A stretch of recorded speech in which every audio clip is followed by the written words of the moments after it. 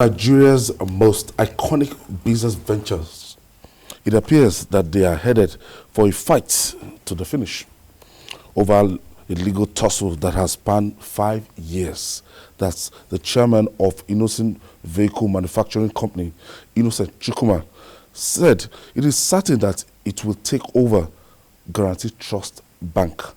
Chukuma explained that he's waiting for the interest on the money GT is owing him following court judgment to move in and take over the bank. The disputed money is said to have increased to over 32 billion naira due to accumulated interests. Jide, this story here has been on for some time, and I thought by now both parties would have settled out of court. Because if this thing is going by what the trend we are seeing from the court verdicts, Innoson Chukuma, the owner of Innoson Motor, might be on his way to claim that bank. That's impossible. Okay. So tell us, for the benefit of our viewers, just tell us what went wrong. Well, it started simply as a case of someone needing some facility from a bank. They approached the bank made money available, and then the bank began to draw. The bank began to charge him much more than it was necessary in terms of interest on the principal of that facility. Yes, they began to overcharge him. That's simply the simple word. They began to overcharge him, and then he went to court and successfully proved that indeed the bank had overcharged him. If it was you now, if you had millions in the bank, you probably would not bother. A lot of Nigerians don't bother. That's 10 kobo, yes. 20 kobo. You just say you look away. Transaction you send. And banks, COC. remember the day we brought a man here and he was demonstrating how banks were stealing from Nigerians because they believe that a good nominal number of Nigerians don't even care. They tell you today they've deducted social amount, you don't care. But some forensic accountant would look at everything with a fine-tooth comb and discover that indeed excess charges had been going on. So this was the case. If the man was not saying that he wasn't saying that he wasn't owing the bank, but he said, "You've overcharged me for so long," and he proved it before the law courts. Right up to the Supreme Court, he got judgment. So now, the bank is owing him around 33 billion naira. So what then happens?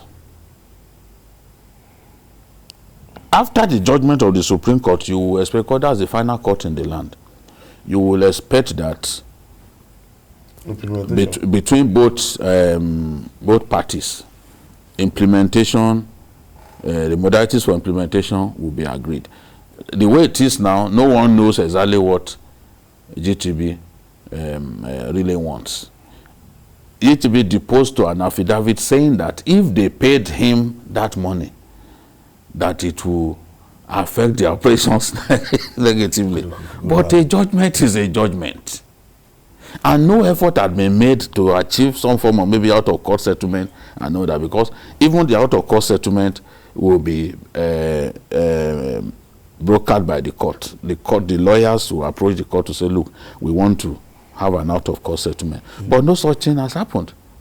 But you have come out to say, through an affidavit, that if you pay this money, that it will affect the operations of your bank. Then what do you want to do next?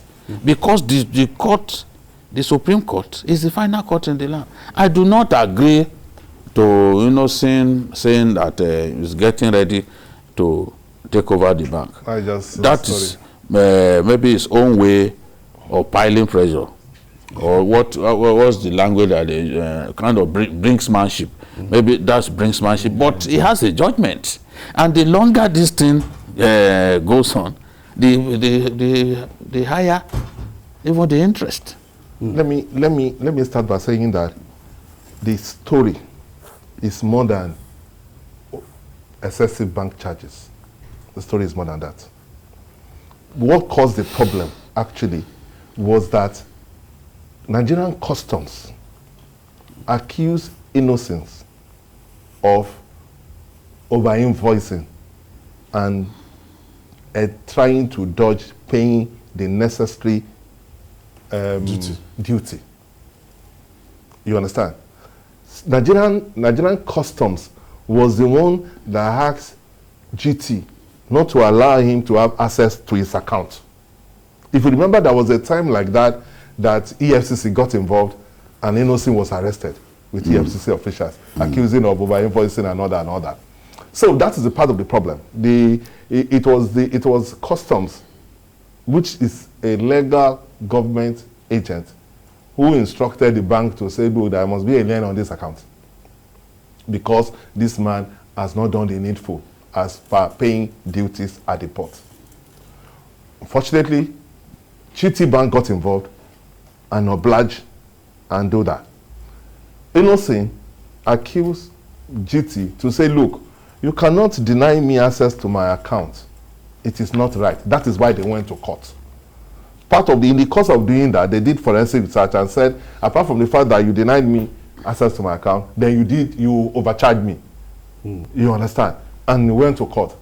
Unfortunately, GTBank at that time felt it doesn't have a case, because they felt, oh, this is a government, it's the customs that said this man has done this.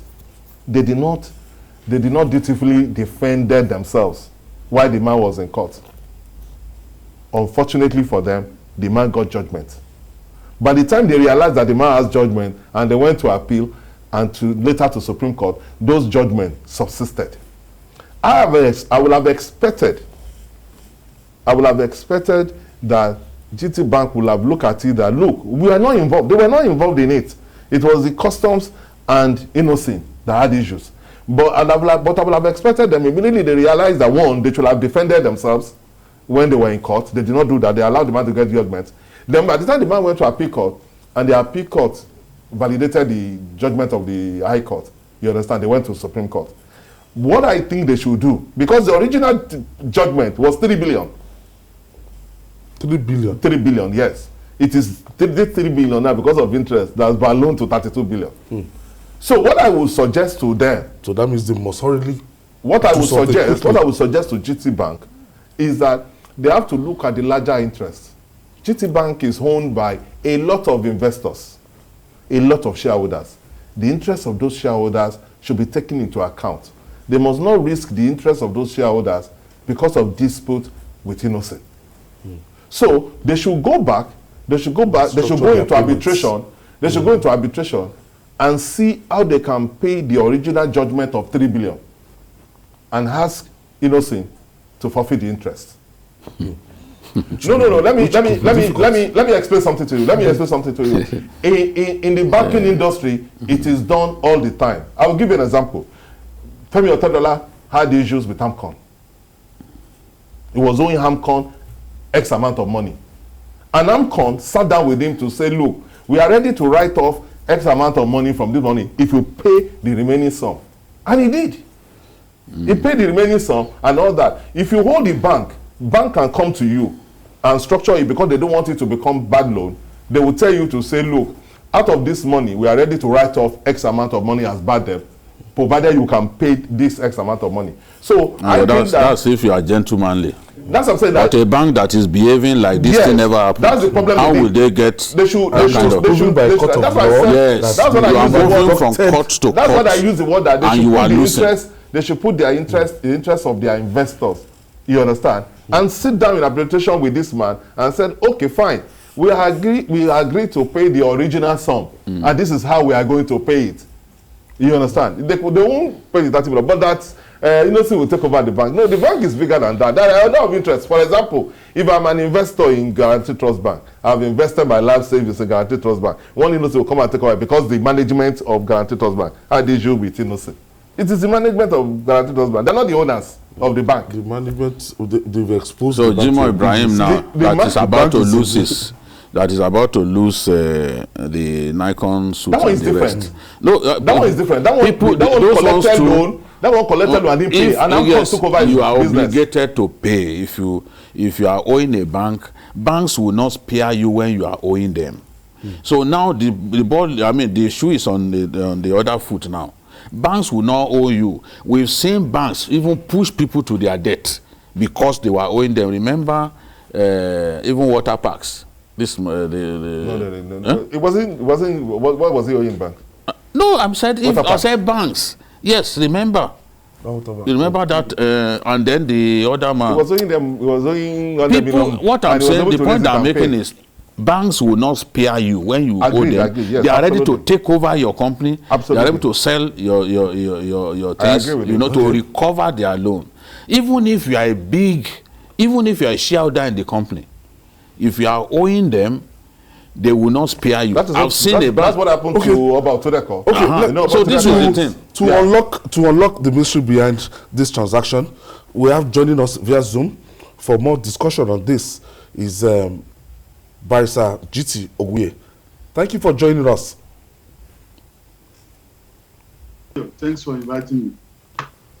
In a very short time, thank you for joining us, GT Oguye.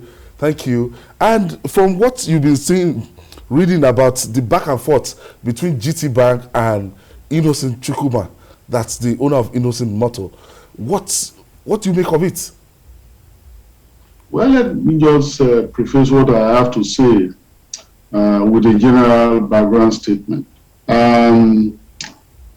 Debts are owed and debts are supposed to be settled. And when debts are not settled quickly, the matter may then become a subject of litigation, arbitration. When it does become a subject of litigation and there is adjudication on the matter from the High Court to the Supreme Court, and the Supreme Court makes a final pronouncement on it, that judgment is supposed to be binding on all authorities and persons. I reference Section 287 of the Constitution. And regardless of the fact that on this occasion, GTB seems to have a short end of the stick, it is expected that it is going to settle its obligation, more so now that the court has made a pronouncement on it.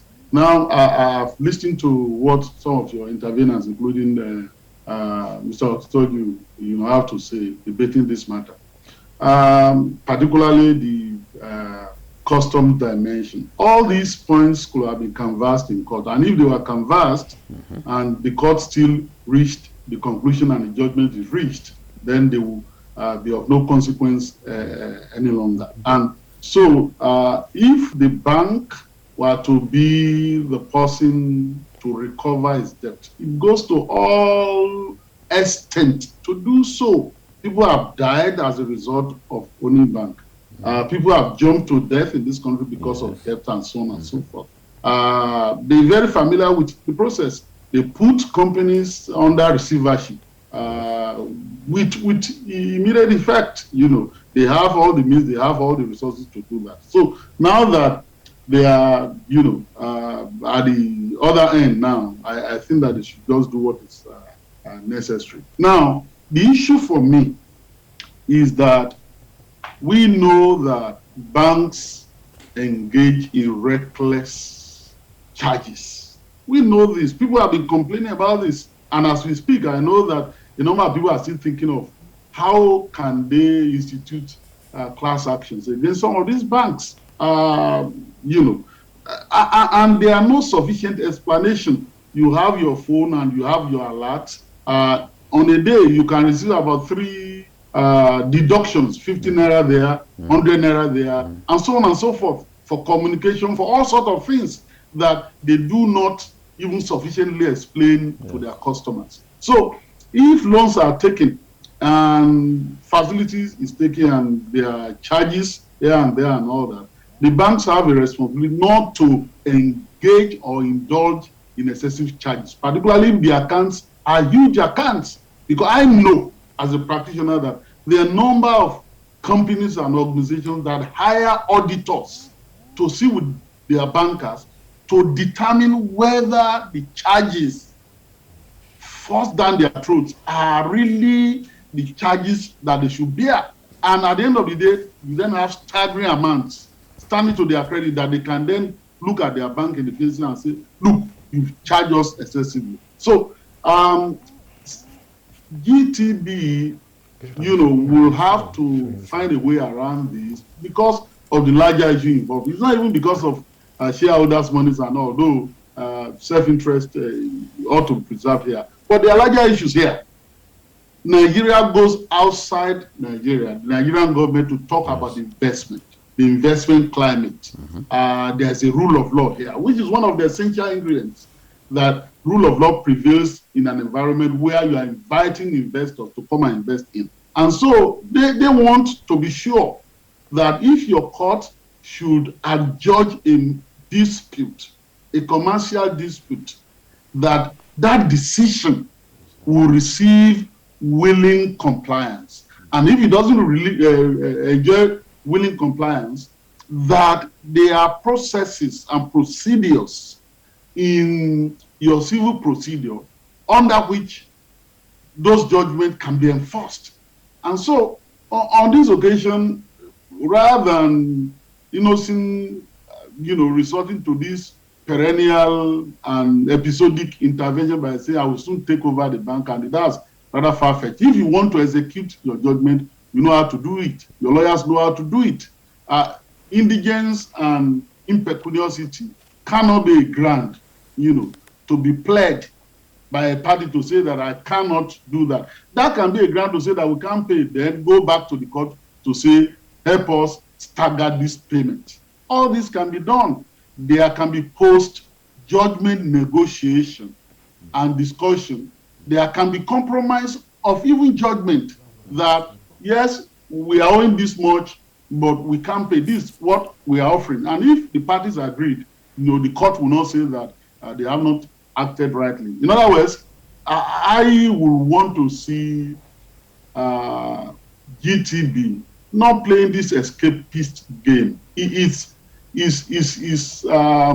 nemesis or cross now. And so I would really want to see the parties come together to negotiate the matter and then resolve it. More so when they were, there was this robust relationship between them before as bank and customer. And so if they had a dispute of this nature, which had been litigated and adjudicated, it is appropriate for them to sit down and have a negotiation and a negotiated settlement. It cannot be right for any commercial bank or deposit bank or any entity in Nigeria that is not a public sector entity. For the public sector people, we complain about that, about refusal to obey court decisions. Now, for a private entity, it cannot be right for a portrayal of a scofflaw to emerge, a portrayal of an entity that is defiant, that is not willing to obey the rule of law. That's not good for its image. And so they will need to sit down to have this matter resolved. That's my take. Because I'm concerned chiefly by the impression that is being created that this entity is too big, is too important to be able to be sanctioned, for it to receive sanction if it is defying the law. And for the parties that is saying is waiting for the debt to be so astronomical as to outstrip its capitalization and its net asset before taking over the bank, that cannot be a way to have judgment recovered if you have a judgment in your hand. There's a way you do that under the Chivalry and Civil Process Act. There's a way you can do that by garnishing or some other processes rather than all this pressure that Mr. Told you has so eloquently spoken about, that is being piled on GTB right now, and it's making those who deposit money in the bank to be nursing and entertaining fear that perhaps they may lose their money and all that. That's GT, perfect, but it's important that the parties come together to resolve their dispute. Okay, to summarize this now, from your explanation, can Innoson Chukwuma, can he come out to say, look, guys, you are owing me 30 billion naira, and this is what's taking over your bank, that I'm waiting to take over your bank any moment from now? What I'm saying is that let me just talk about the law now. If you have a judgment in your hand, and that judgment is so much as for you to believe that the judgment has outstrips the assets, net asset of the bank, what is what and all that, you can go to court and say you want to wind up the company. Wind up the company and recover your debt. The procedure is there. I'm saying that our law is not that lame. All these media blitz is not the thing. So you can do that. You can, under the Sheriff and Civil Process Act, Section 3, say that you want to garnish your the debtor. For example, and I hope that the CBN Act doesn't have a provision that excludes that possibility. If, for example, if GTB were to have some deposit with CBN, for example, and there's no provision in the CBN Act or any other law prohibiting recovery of that kind of money, that kind of liquidity, it's possible under the Sheriff and Civil Process Act for you to say you want to garnish that money, the money of GTB, in CBN's hands. This is what is done every time. Or you can then physically take over some branches and then try to sell it and then recover your money, buy and buy. That can be done interstate. I'm saying that in a civil procedure, there are ways in which judgment can be executed, be you a bank or be you any other entity. Yes, to answer your question directly, therefore, I'm saying that he can do that, but it is not just by saying, I want to take over the bank. You have a judgment debt in your hand. So if you want to go and execute it. That execution won't come by way of takeover of the bank. That's not what it means. And if that's what it then means effectively at the end of the day, then we'll all see that. But it is not like, oh, you are owing me this much, I'll take over your bank. No, you are owing me this much, that's what it is. I will recover what I have in your hand. And if your asset, your net asset is not sufficient, I will then look for how I can even recover more from your directors or from every other, that kind of thing. That's what I think should be done. But I've also advocated that sometimes you have a judgment in your hand, you realize, the difficulty and the problem that will be associated with executing it. That will call for some sobriety on your part, therefore. And realistically, you then want to sit down with your debtor and say, okay, now I have this judgment in my hand. I can proceed against you.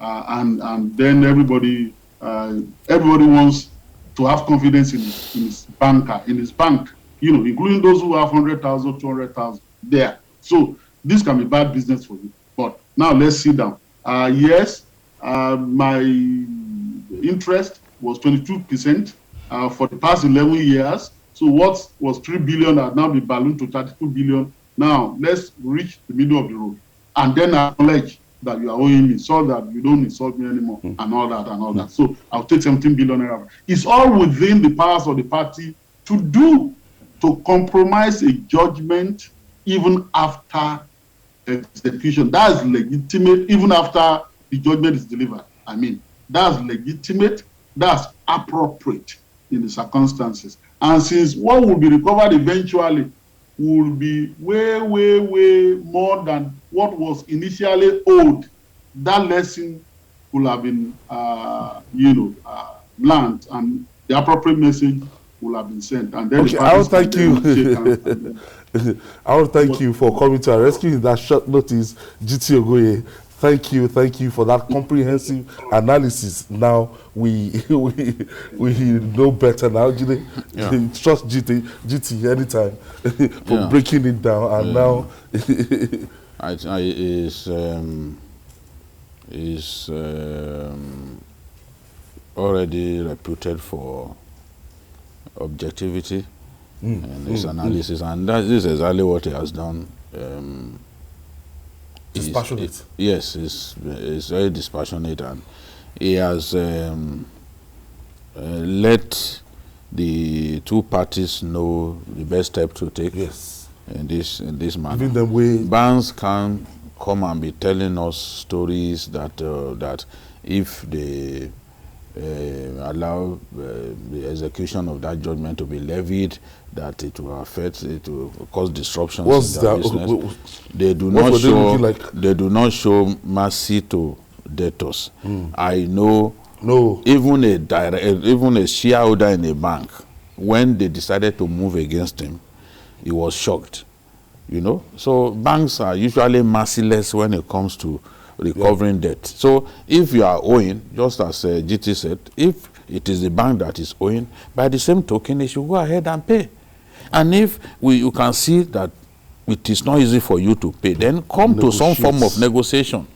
Instead of unnecessary pig-headedness, come to some form of negotiation with the other party, so that both of you will come to a middle ground and this matter will be resolved.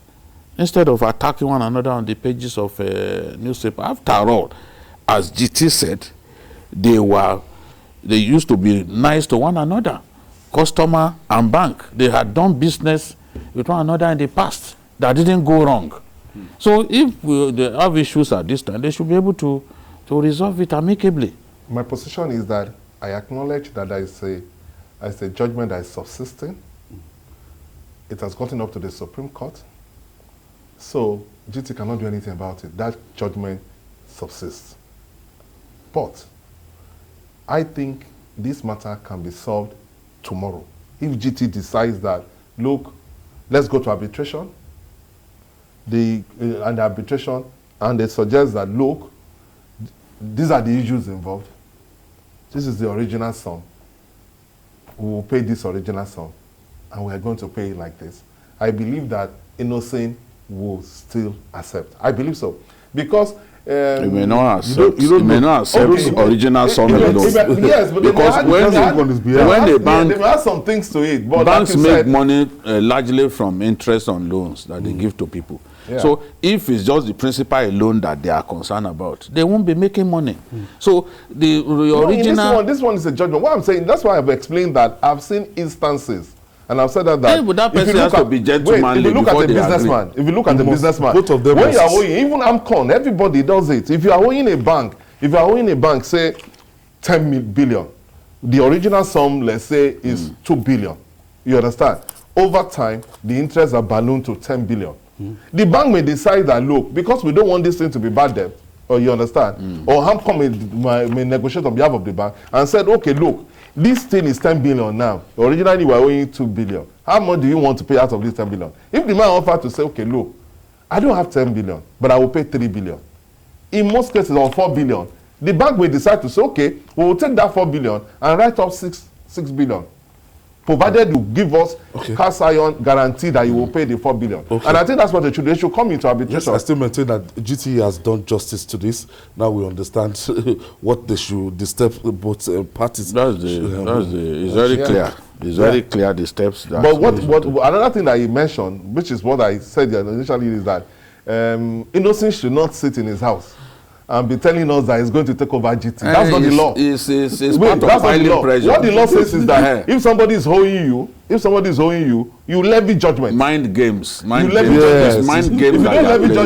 you don't levy judgment, you can go back to the court. As he said, for winding down. Putting GT under pressure. Or you can garnish some of the accounts. Those are the law. That is the law. Money. So if you sit in your house and say, I'm going to take over GT tomorrow, he has to fight with them now. He's not taking over any